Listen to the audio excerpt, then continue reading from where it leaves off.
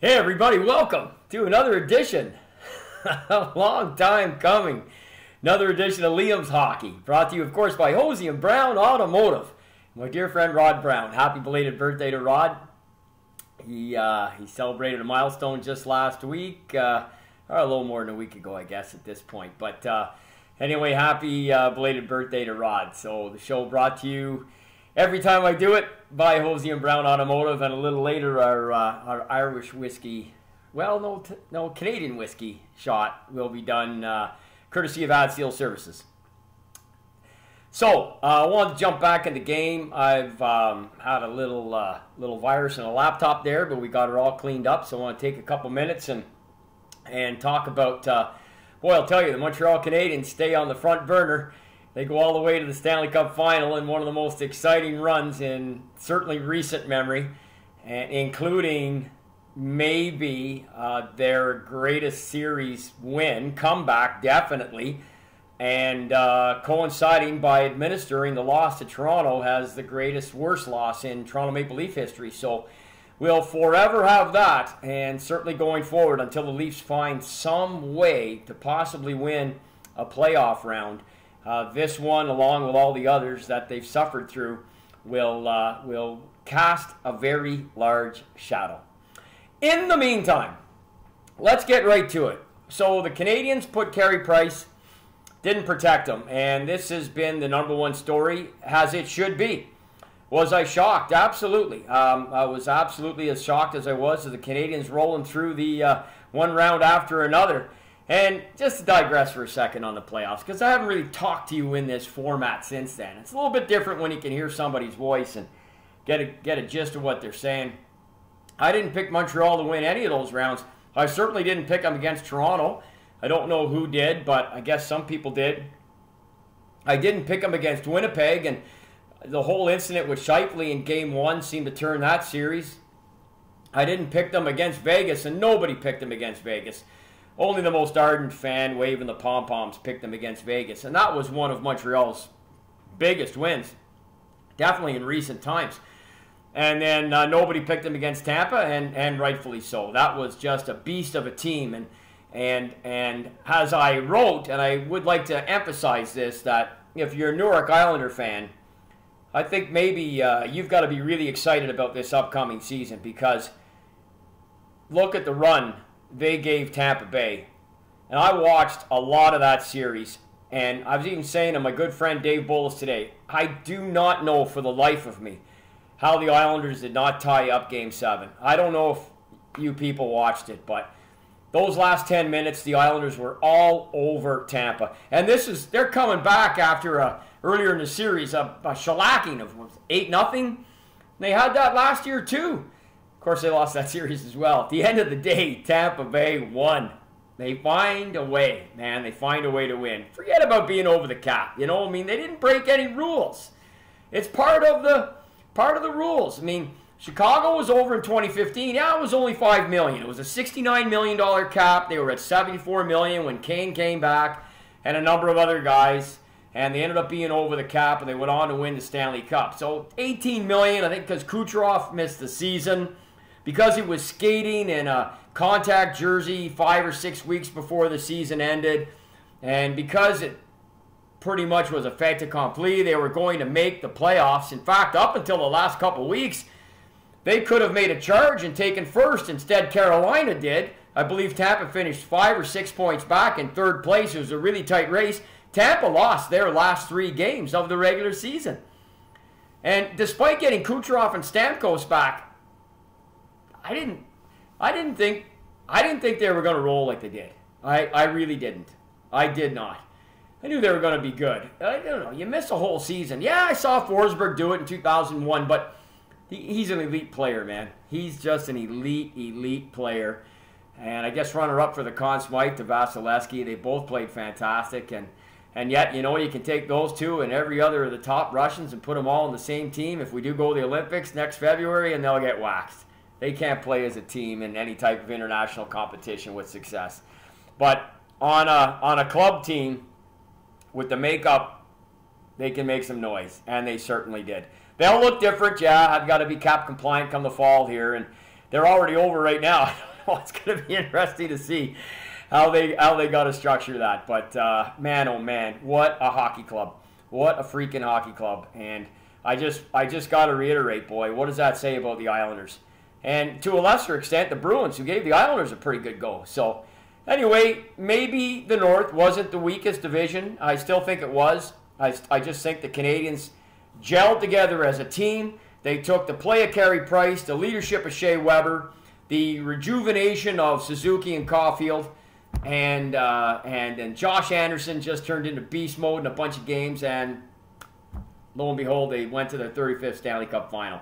Created a lifetime of memories for this generations of Montreal fans, including my son, who wasn't alive in 1993. So there you go. Carey Price, Habs leave him unprotected. I think clearly what happened there is they tried to work out something to either hide Jake Allen or not have him taken or get something for him. They clearly didn't want to lose him for nothing. Couldn't make it happen. So I think pretty clearly Marc Bergevin went to Carey Price and said, look, here's what we're thinking. If you waive your no move, because if you have a no move, you have to be protected. If you have a no trade, you don't.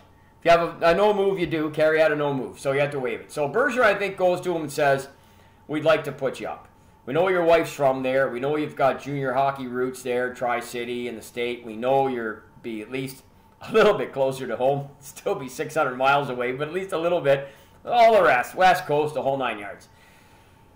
And so clearly Carey talked to his wife and said, yeah, let's go for it and see what happens. So Bergevin, taking the risk, rolling the dice, puts him up. Carey had to agree, which he did, rolling the dice, taking the risk, and willing to, under the circumstances of Seattle claim him, to make the move and end his tenure in Montreal. Then the news comes that Carey is going tomorrow to New York City to see a doctor or doctors about his hip and his knee. That aside, I think it'd be absolutely ridiculous of Seattle to take him. 5 years left at 10.5. The guy started to slide in the regular season about 4 years ago. He can barely complete a regular season. His numbers have been borderline horrendous in the regular season. With extended breaks 2 years ago because of the pandemic, and then this year because of his injuries, concussion and everything else, he missed the last 21 out of 24 games that Montreal played. Then the 8 days off, he comes back. He's rejuvenated. He plays great like he did in the bubble last year.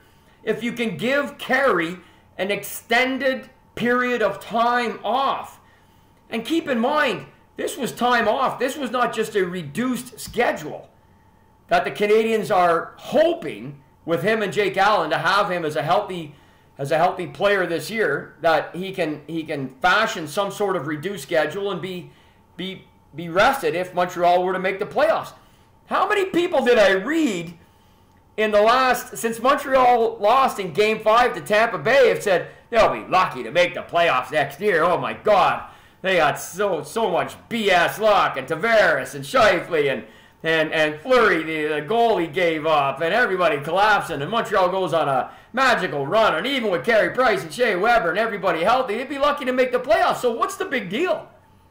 Why is everybody just freaking out here? Look, I can tell you exactly right now, as a Habs fan, this is a win-win, man. This is an absolute win-win. If they don't take Carey, which I don't think they will, the Canadians will march on merrily and figure out, hopefully, an ideal scenario that probably should even be a 41-41 split. But something that's got Carey taking as much time off as possible. No back-to-backs, obviously. No 3 and 4. None of those things. And really monitor his schedule. You got to get him in there on Saturday nights. He's got a great statistical mark on Saturday nights. You've got to get him in some of the key matchups. But in a number of other games, you've got to go with Allen. Hope that Carey stays healthy, because Allen cannot start. He's not a starter. You cannot put that emphasis on him as a starting goalie. He proved it this year in Montreal that St. Louis had the right idea to let him go. And he needs to come over and play just as a backup or a 50-50 possibility, and maybe you get Lindgren in some games if he can come back healthy. Maybe you get Primo in some games. Platoon, do whatever you have to keep Carey's workload down, and hopefully they would win enough games to make the dance and then go from there. But if Seattle takes him and takes that contract and that buyout this year, look, this isn't a financial thing for either team. The Canadians can more easily afford him, and Seattle can easily afford him. What's the best hockey move here? That's not a good hockey move for Seattle at all. If they do this, that's not a hockey move. You're not doing your homework if you think you're bringing in Carey Price and he's going to take you to the promised land like Marc-Andre Fleury did for Vegas 4 years ago. It's just not happening. He cannot handle that workload. He can't do it. And if they bring Driedger in, okay, Driedger from Florida, which looks like that's going to happen. Okay, it'd be a nice combo. They're in the same boat. Have to pray that keep Carey's workload down, and maybe he goes there. He's re-energized, new team, new effort, whatever Seattle's going to look like, playing in the West, different competition, all the rest, because we're going back to the old divisions. I don't think it's a good move for Seattle, but if they do it, then the Canadians, who right now, as it stands, have about $20 million in cap space, are going to go up to like $31 million in cap space. That's not. We don't know what's going on with Jonathan Drouin, and certainly we don't know what's going on with Danault, Philip Danault, and just with the way things are sitting right now, the Habs are sitting with the $14-15 million in cap space with Carey on the team, and with Shea Weber on the team. So I think it's a win-win for Montreal. The toughest thing is to separate your heart from your brain when you're a fan. And there is a very, very strong possibility that the Canadians may have absolutely maxed out here with a 33, soon-to-be 34-year-old Carey Price, often injured, with 5 years left on a 10.5, the highest-paid goalie contract ever still, and may have maxed out with him and what looks like now a fairly busted-up 36-year-old Shea Weber. And we may have got everything out of those two. Maybe. If Seattle leaves him, the Habs come back, he comes back, he stays where he belongs. There'll be no expansion draft again for some time, so this is it, and the Canadians can then begin the process of trying to assemble a team, notwithstanding whoever they're going to lose to Seattle still, because everybody's losing somebody, and then whatever they do in the construction of the rest of their team. Montreal's forwards are all but assured right now. They're going to have 9, 10, or 11 guys are pretty much locked up. Sounds like they're going to have Armia signed. The guys who are unprotected, they'll lose somebody there, and it looks like Tatar's gone. And then Danault is a possibility of being gone as well. Just got to laugh at the people. You're talking, it's like they're talking about Bobby Clark in his prime here. First of all, the guy scored 5 goals this year. Look, I loved him, what he did in the playoffs for Montreal. But to suggest that he's irreplaceable is just ridiculous to me. Absolutely ridiculous. If the Canadians start this next season with Carey Price in Seattle and Weber on long-term injury reserve, I still think they're going to be fine. They're going to use that cap space. How would anybody not give Marc Bergevin the benefit of the doubt based on what he's done the last 2 years? And look, I have stated publicly, not going to be any Monday morning quarterback here or a hypocrite. I wanted Bergevin gone when he screwed up the Radulov situation. To me, his tenure in Montreal, such as it was in 2012 up to that point, suggested to me that he did not have the makings of what was necessary as a GM to get Montreal to the next level. If you couldn't overcommit for a guy that you were the only guy with the balls to bring in to begin with, and you then at the 11th hour you try and match Dallas's offer to Radulov, you lose him, and the team continues to wallow. They have almost what equated to an epiphany in the bubble in 2020, and so all of a sudden he goes, all right, let's go for it. Let's max out the cap. Let's go get some guys, and they hit home runs. We all know the deal from there. So who's going to write off Marc Bergevin right now and say, not give him the chance through deals, signings, UFAs, whatever the case may be, and put together a team that could be competitive in their division without Carey Price and Shea Weber? Again, Shea Weber's value this past season really translated in the playoffs. This was a team that limped in. They lost their last 5 games. If Calgary and Vancouver aren't imploding and Ottawa isn't brutal for the first 50% of the season and played better at the end but just couldn't make up enough ground, Montreal doesn't even make the playoffs. And that's with Shea Weber in the lineup, and Carey wasn't, but that's with Shea Weber. He got hurt then again too. But what did he do in the regular season that had everybody going, oh my God, like we can't live without this guy? The entire run they went on, and I'll use the Ottawa Senators here in Ottawa as an analogy. Their magical run in 2017 was set up by the Bruins being massively injured. Otherwise, Ottawa never wins that series and nobody talks about it. And now you've got Canadian fans thinking the same way. Oh my God, we went to the final. Here we are, baby. We're back. We're going to retool. But a lot of people are even before the whole Price thing and Shea Weber thing are going, Habs would be lucky to make the playoffs next year. And I'm in that camp. So now you're saying, okay, take Carey out and take Shea out. Well, what? They're going to go down to the bottom of the division? I don't think so. I think their forward group, and with Sherratt, Petrie, and Edmondson, and with whatever else they would do with their goaltending, whether it's somebody whether it's Primo and Allen, which I don't think will be strong, but could be strong enough. I don't know. They may go and get somebody else. Who knows? Maybe they'll bring in Grubauer. Maybe they'll make him an offer. Who knows? Who knows what they'll do? But I am willing to give Marc Bergevin the benefit of the doubt to see how this team looks, with or without Carey Price. And if Carey's gone, wow. I mean, he's a first ballot Hall of Famer. He cemented it with this run.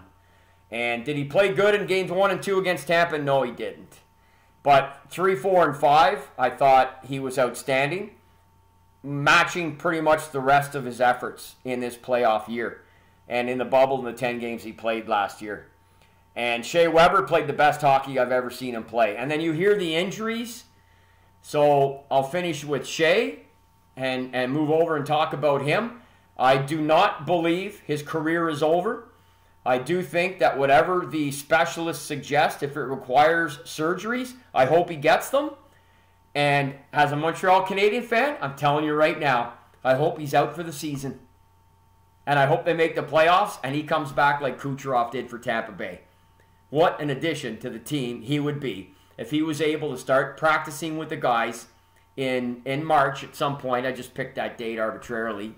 Not sure what his surgeries are going to entail if they do happen. I'm not sure if they're going to tell him to retire because of his ankle or not. I don't know. I've heard a lot of speculation.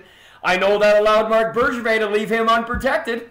I know that means that he can protect Sherratt, Petrie, and Edmondson.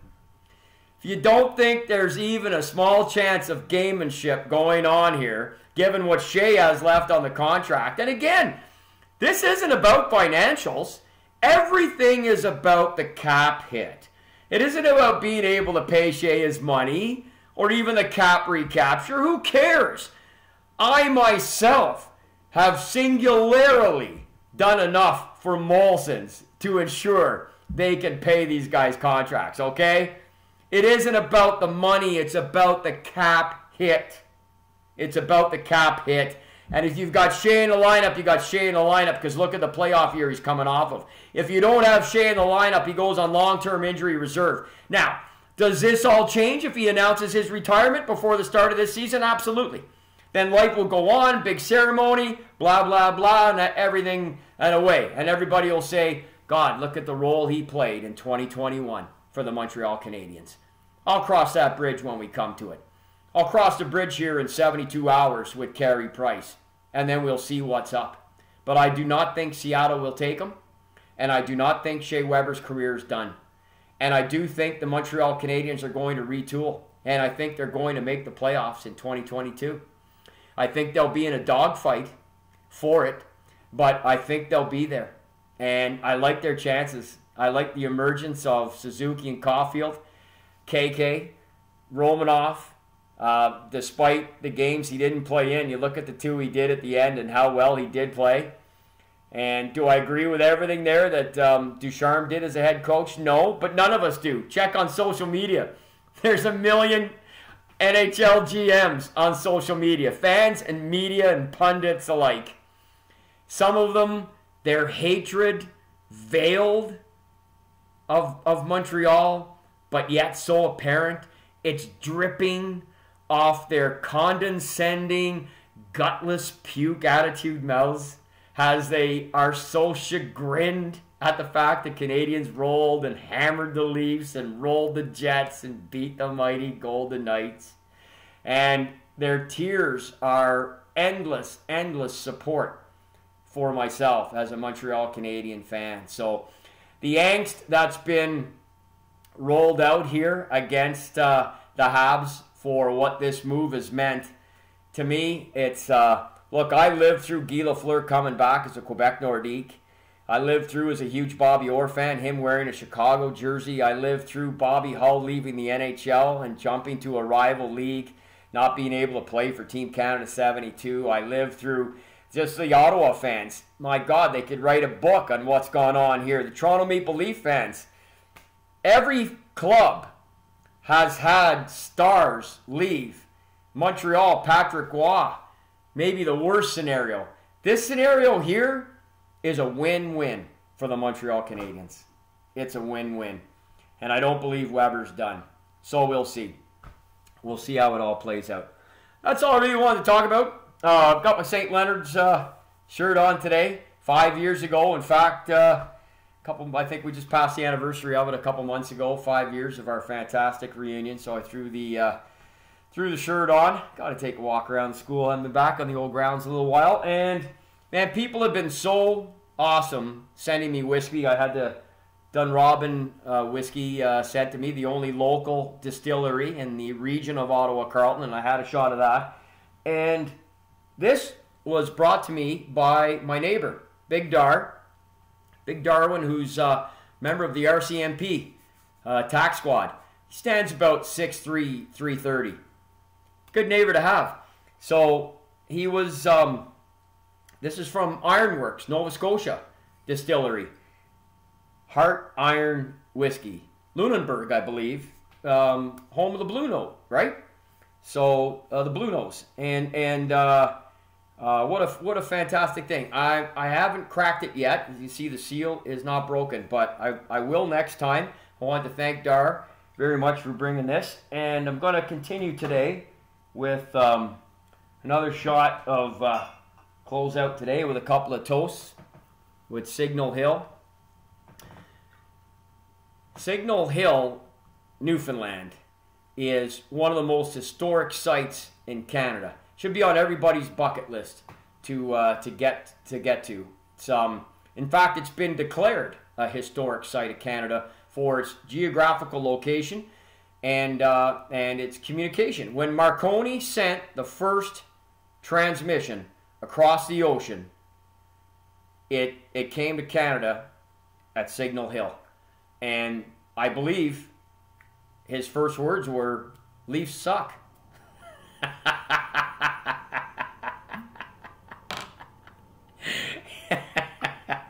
So, Signal Hill is historic. In fact, Signal Hill is translated from the Spanish, I believe. The natives used to use Signal Hill. This is back in the 1500s. Has a means of sending signals miles away to the Catalina Islands, if I'm saying that correctly. And in Spanish, I believe it's Luna Signal or something. I have that wrong, but it's something like that, and you translate it into Signal Hill. So it's got unbelievable historic implications. And my good friends who sent me this, I'm now close to halfway through the bottle, so taking my time. And I'm going to finish today's show by toasting my daughter, Shanna, who's 24 years old today. Happy birthday, Benum. We had a party for her last night, celebration with her and family and friends and whatnot. And I'm going to toast formally, which I haven't really done, the Montreal Canadiens, the Canadiens de Montreal, on an absolutely historic run in the Stanley Cup Final. I got to bring Rory down. We had a fantastic time, spent the day. They lost the game, but what a time we had, courtesy of Hurley's and their tremendous staff for taking care of us there. Comfort Inn right across the road as well. And we walked the city, went down to the Montreal Forum, and even though it's gutted and the rink is gone, the building is there, and the walls are there. And they've even got a couple of old banners that are still there from outside, and some of the entrances are boarded up. Some are still being used for whatever's in there today. There's a movie theater and some shops, and you go in, you can walk around. There's some different levels, and Rory and I went up a couple levels, and there were some pictures and stuff. It was all roped off, and we went across the ropes. We broke the rules, and we went across the ropes, and they sent somebody up to tell us to get out. Not the first time I've been kicked out of the Forum. So it was so much fun to take my son there. Got to tell you that. So kudos to the Habs. And most people grew up, you grew up in and around the era that I did. You grew up watching Hockey Night in Canada, Danny Gallivan and Dick Irvin, if you caught the Canadiens broadcasts. And Dick Irvin is an institution, still alive in his late 80s now, living in Pointe Claire, Quebec, Montreal, dear friend of mine. His father, who's in the Hockey Hall of Fame as a player, it's his birthday today. And he was born in an area of Hamilton that it's called Limestone Ridge because it was up on the mountain. And if you know Hamilton at all, then you know the mountain. And back in the day, and I mean way back in the day, it was referenced as Limestone Ridge. And that's where he was from, actually, originally. He's more known for being a Regina native, but he was actually born in Limestone Ridge, Ontario, on this day, July 19th, I believe in 1892. I may have the year wrong, but he's been gone a long time, but his son is like an uncle to me. So, to Dick Irvin Sr., to my daughter, Shanna, Irene McGuire, and to the Montreal Canadiens, I toast the three of you with an Irish-Canadian whiskey called Signal Hill. Does it get any better?